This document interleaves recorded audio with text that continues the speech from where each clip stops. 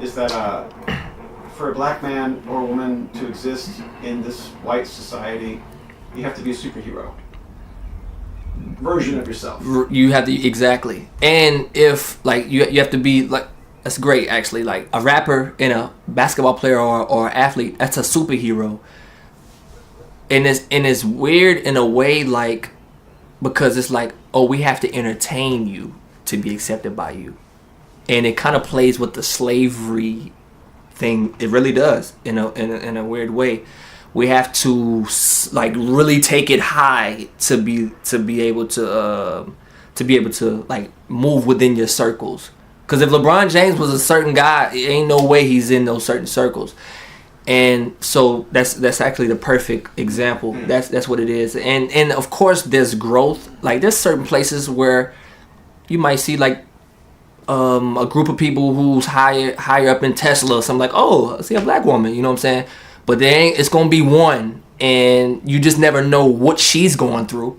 You know what I'm saying? Because a lot of times when you're in these circles, a lot of those people, some of them may mean to put that type of pressure on you, and some may not know exactly what they're doing as far as being, whether it's racially biased, religion, or biased as far as a religion, because they're so absorbed within themselves, they're not still thinkers or patient enough to say, what am I doing as a person today as far as what's other people around me, and not just worrying about like how I feel about stuff. Like, is my staff diverse? Am I having an experience with other people that doesn't look like me, and I'm wondering why when I see certain people I fear them because I have no interaction with them? Am I raising my children to where, like, no, you're not just going to see this type of people, you're going to have a really experience, because when I'm not on this earth, you're going to be around all of these people. So if I don't put you in this to where you experience them, you're going to fear them because you don't know them. And that's really where a lot of our boundaries come in as a country. We fear what we don't know. So you're going to have little numbers of the other when it comes to a business, because that ain't all you see all day, because you know you're around this more, and that's cool. But you have to say to yourself consciously, okay, if I'm going to be around this people my whole life, I have to consciously say I have to be more diverse and hold myself accountable and make sure that I'm not like perpetuating what we're facing as a country as far as race and all the other things that come with that. I know that was long-winded, but I felt the need to get it all out. I apologize. No, don't apologize, man. So, is it harder to be black now? Is it harder to be a black person in America than it was, say, 50 years ago? I think it comes with different challenges. I don't think I wasn't here 50 years ago, but I think that the challenges are a little different. I think that back then, the only thing I'll say is this: being black today, because I can't speak for them. Racism is the scariest thing. Is racism modernized? The quiet racism. Back then, if we wanted to be racist against you, we just do it and keep going. You know what I'm saying? Like if a white person wants to, like, no, we're gonna carry out a racist act, yeah, they would do it right there. Like, nah, you can't come in here, whatever. Today, what makes it so dangerous for a lot of our children is, if you get caught out being racist, you get shunned, so you have to hide it. So that means that you can have higher ups, yeah, that have these feelings, but they can't show it because they know that their peers are going to look at them crazy. So now what you have is racism that's kind of upgraded to where I won't show it, but I'll have the feelings to where now you can have, like, where as far as hiring or something like that, like, no, don't hire him. Like, just look at his resume. Don't even look at it. Just, you know, don't hire, or for whatever reason. So I just think that racism is more quiet. That doesn't mean that it doesn't mean that it isn't as prevalent. Yeah. But it has more. It's upgraded. That's scary for me, who don't have children, that plan on having children, because you don't really know how to tackle it. Like, I would have never knew the Donald Sterling stuff if it wasn't documented. This is all behind closed doors, or whatever. So I think that's the challenges that our children will face. Like, if you see it, you have to nip it out, because it's gonna hurt humanity as a whole. Yeah. You're going to hurt. A lot of people think when they do it that they're not hurting. No, that's a testament of you hurting as well. Right. Like people think that the victims hurt. No. That the person that did it, no, they're hurting. That's why they done it. Or that's why they had that expression. And sometimes it's not their fault. That's all they know. Because going back to what I was saying, that's all they seen their parents partake in. And some people can overcome that. And like, know what I did? Because I have friends that say, somebody tell me, yeah, I've come up, grandparents, they were in the KKK. I come up and heard certain things, but I met you, or I met this person, and I was like, these people are the greatest people, you know what I'm saying? Like, they're no different than me.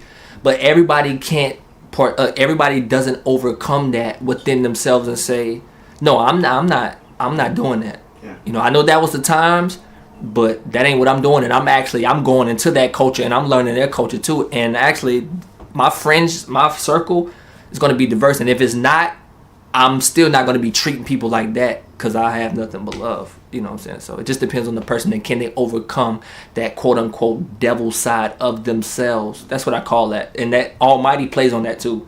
The album plays on the light and the dark. That's why you have songs like Run It, to where it sounds like it's just party, but it's really a drinking song. Mm-hmm. I'm just doing a bunch of rapping while you're drinking. So if you listen to it, when a sample comes in and it says gluttony is not good, gluttony is bad. Mm-hmm. A lot of people are like, what is that? Well, when I'm telling you drink, run it, mm-hmm. I put that there for, like, it's like the Bible, so to speak, mm-hmm. like for you to over drink. And I'm just going to be doing a bunch of rapping, and then once you get done, we can have a conversation. You was having just this great time, and I influenced you to be a person who was greedy or whatever. So the album plays on the scale of our good and our bad self. And it's about overcoming that bad self. And do you have the power to say, I don't like that about myself. I don't like that I just thought that. How can I clean that up about myself? Yeah. And be honest with yourself. Like, nah, I know how that come into me. I was taught it, or I let the media influence it. Possibly I'm open to saying it to myself and possibly others. I let that influence me. I don't want it. What's the steps do I need to take to where I'm not thinking like that? Another long-winded one, but no, man. No. Well, that's what. Well, the honesty on your record. I understand why you got to be braggadocious and it sort of keeps your edge. Mm-hmm. Talking about racism in its many forms, pressure on a black kid to do well, but you're also talking about depression, and that's not. I haven't heard that talked about in hip hop as much. Mm-hmm. Can you speak to that a little bit? Yeah. So I think depression's interesting, especially today. It's actually a layout for people today. A lot of people are using it to like make money off of it. So with me, like, it's just how I was feeling at the time. Like, I know as a man, we don't really express when we're going through things. And I say, you know what, I'm gonna challenge myself, because there were times in my life where it was dark for me. Just wanting to become something, just not in the place where I thought I should be. And I let that bad energy take over me, and things got dark for me. Just waking up, having no reason, and just being stressed out. And that's what inspired that song. And I think just from what I hear back from the supporters, it was an outlet for them, just to be expressive and just to let people know with that song, it's okay to be stressed and sometimes, go have bad days. We're human. We're going to have bad days, you know what I'm saying? But it's about, how do you overcome it? What's the foundation of it? And are you willing to sit in the pain to get pleasure? Because you can't get to pleasure without pain. They go hand in hand. You can't get one without the other. So I just wrote it to display how I got through it. And it's getting to the root of my pain to get to my light. And you have to see some darkness sometimes to understand how bright your light is. And I think that everybody has light. It's just everybody doesn't know how to get to their light because they don't stay still enough to reflect on what their darkness is. It's good. Yeah. Yeah. That's really... let me go down to my all right, that's love me. Talking about scholarship. I put there. Okay, cool. And so that in Black Power, you talk about the negative stereotypes of Black women in rap and culture. At least to me, that's what you're saying. Can you talk about that song a bit? Yeah, Black Power was just it was inspired by just being happy to be Black. That's in America. Everybody isn't happy to be Black. And it was an uplifting song specifically for African Americans, just to say, what's wrong with being Black? I love being Black. I love being darker. It's the way I was born. A Black woman gave birth to me. You mean to tell me this isn't beautiful? You know what I'm saying? So, I think as far as our women, I think that our women have a difficult time in America. Just women, period, in America, have had struggles, and I think our women just need more attention, and we take it for granted sometimes. But they've held us down so much over the years, even back past slavery, and they've had to deal with so much because just this thing about being a woman, like in America, which to me personally, patriarchal society, definitely. Men own more things than women, you know what I'm saying? So just picture being a woman having to maneuver these guys' fantasies and temptations and to an extent have a power struggle with that person. Now, if we're acknowledging that women go through it, picture being Black and woman. So now you add another layer to it. And I think that it's a story that kind of gets swept under the rug. But it's a serious thing to me. My mother's Black, my sisters are Black, my nieces are Black. I dread thinking of the things that happen to some of these women out here to happen to them. You know, so I have to uplift them for my community. I have to put them on a pedestal because they have to know that they're special to me. They have to. That's something that has to happen if I'm an artist and I'm able to express myself.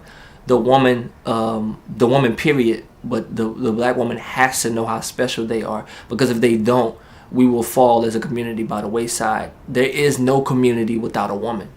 Nobody on this earth would be here if it wasn't for their mother. You know what I'm saying? So with me, and the stereotypes that are painted of our women, sometimes it's dangerous because younger people can see it, older people can see it, and it can creep into the psyche of their minds and truly have them believe in some of these things of, you're too dark, you're too built. I remember when Serena Williams won like a year or two ago, she's built like a man and all of this. It's like, what are we talking about here? Like, you're not even celebrating. You watching history right here and you worrying about this? You know what I'm saying? It's just like, where are we going? Like, what are we thinking about? What are we wasting our energy on? You know? So I'm like one of the freedom fighters of that fight. Like, always putting women in their proper place, because I know that I wouldn't be here if it wasn't for a woman. So they're like the closest form to God, to a God energy, to an extent, because they give life to, you know, they bring life into the world. They're the channel in which we get here. We can't do that. We ain't that dope. As a man, you know, we help, but we don't carry it and actually bring that action through. So peace to all of the women, man, especially the Black women. I love you guys 100%. Can you be general questioning, talking about like well, when you brag and you sort of can glorify thug life or whatever, it seems like you can ruin your street credibility if you show a side that you just showed. Can you have both? You can have both. Best thing about me, my raps are like not like thug. Mine are like just hip hop. I'm about to come up with mad metaphors and similes, but to somebody who's actually in the streets, I would say, just my personal opinion, you can definitely have both. I feel like it's tough for somebody from the streets to do it because they so used to having to be or whatever. But you definitely can have both. Both is just about how to how what makes that particular artist comfortable with expressing, like, man, I'm going through this. Like, for example, the DMXs of the world. That's a very vulnerable artist, DMX. He's made songs that glorify, yo, if you disrespect my neighborhood, things could happen to you. You have to know how to act when you come into somebody's house. Yeah. Anybody comes into your house, you have the right to protect yourself Yeah. and say, yo, you got to go. And if they don't go, of course, you're going to have to, you feel the need to carry an act out to get them there. And then you have DMX also being vulnerable, saying that, you know, talking about his story of being young, being homeless, being depressed, you know, having his battles with drugs as well. So we do have some pioneers, some greats that do that. I think that with the younger generation, they just have to study that and understand that you can do it. Just be fearless in doing it and say, this is who I am. I'm not doing what you think I should do. This is how I feel, and I'm just putting it out there. So if you say that I'm stupid or whatever because of that, so be it. I didn't even make it for you to even whatever. I'm just creating art, and I think if you look at it like that, it can be easier for you to put that art out. I love that. I love that. That's really all right. Kat, we're talking about Black Power. So Crown of Thorns. Yes. You want to Forgot about that one actually. Another one I enjoy. Yeah. Tell me about. I mean, it's about the dark side of fame to me, you know. Yeah. But if fame is the only way out of, you described that earlier. Yeah, is no. Anyway, the duality is interesting. The light and the dark, basically. Right. You know, so talk about that. Crown of Thorns. that is a song that's close to my heart. You wake up sometimes and you see so much in media, like, especially depending on where you are mentally, like, you're like, this is what I want. That's what I want. And then you look and you have celebrities that are committing suicide and being unhappy. And you're taking on all of that. You're trying to digest both sides. And in the song, if you can hear me rapping, I'm rapping kind of like in an angry way. Like, it's kind of aggressive. I'm breathing everywhere. Like, you know, I paint that imagery. I'm on the roof of a tall building, just viewing the city. The sky's dark, not only gloomy but windy. Take a shot of a bottle of Henny. I take a sip for the pain. I feel adrenaline fill up my veins. I'm kind of really taking on this villainess vibe of not filling that void of wanting success, but also being aware, even though in my angry state, to express it, but also come back in interviews like this and say there's a balance to it. But that is where I was at that time, and that piece was for people that go through that. That's things that I go through. You know, everybody wants to, and it's not really money that you want. It's really time that you want. Money is a concept. Only thing money gives you, which is valuable, is time to do what you want, to me personally. And that's what it's all about. Like, it's not really like, oh, I want everybody to see me to an extent. It's about, I want the time to be able to build the art and feed my supporters. So when you have other things pulling you from doing that, you feel a void and you become angry because you see other people doing it. And it's not like you're like, oh, I'm envious, but it's like, I want to do it as well. So that's what inspires it. And success to different people is whatever that is as well. Whatever success is to you, that's what it is to you. But with me, that was inspired just by wanting to be free to do whatever I want, to where I can have true experiences with myself whenever I want on my own time. That's what it's all about. We want to do what we want to do when we want to do it. And you can say that's selfish, but that's cool. That is selfish. I want to always experience myself and then experience my supporters and experience my loved ones in ways that are great for me. That's all I want. You know what I'm saying? So that's what inspired that. That's cool. And it's so funny, you're leading right to your other questions, and you talk about dreams, because you talk about that line about working 40 hours, right, and all that. And what inspired dreams?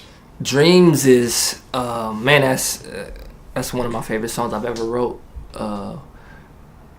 Malcolm X is definitely one of my heroes, and I found myself having visions of Malcolm X, and I said, "What will we talk about?"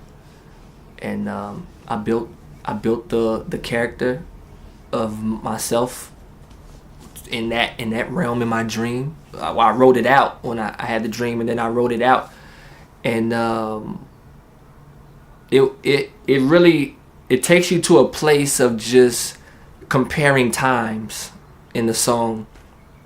What it's like back then, what it's like now, what are you facing back then, him giving me advice also. So I'm channeling Malcolm X's spirit. These are conversations that I've personally had with the aura of Malcolm X. Malcolm X truly, his energy truly inspired that song. And I truly feel like what's in that song, what was said that he would tell me in that song, is truly the energy in which I try to beam that light out and fill that void. And you know, it also comes with, it can come with consequences, as you see what happened with him. So it's like a eerie, scary vibe for some people that's close to me. They don't like that, but it's a real thing because of the journey that I'm on. I'm not just here to be an artist. I'm here to truly shed light as much as I can, not only for myself but for my supporters and for my people. And certain things like that can be a problem for certain people. In our history, that it has been proven that doing that has been a problem, and I don't think that we are so far away from that still wouldn't be a problem. Now, that's a scary thought, but when you think about it, Martin Luther King's assassination wasn't that long, 40, 50 years ago. That ain't even, that's a grandma away. You know what I'm saying? Literally, you know what I'm saying? So for me to think that the journey that I'm on, that it doesn't come with certain energies of possibilities, and of course, knock on wood, I understand it, and I had that energy experience, and you know, it was pretty much a warning, and what come with that. So, yeah. Your song, yeah, that you keep talking about setting the scene of a song, and you talk about the setting of when you're on the rooftop, and you talk about being in a room with Malcolm X, and as a listener, I do feel like I'm watching a movie a little bit, and I'm transported by the scene that you set. Can you talk a little bit about that in your raps? Yeah.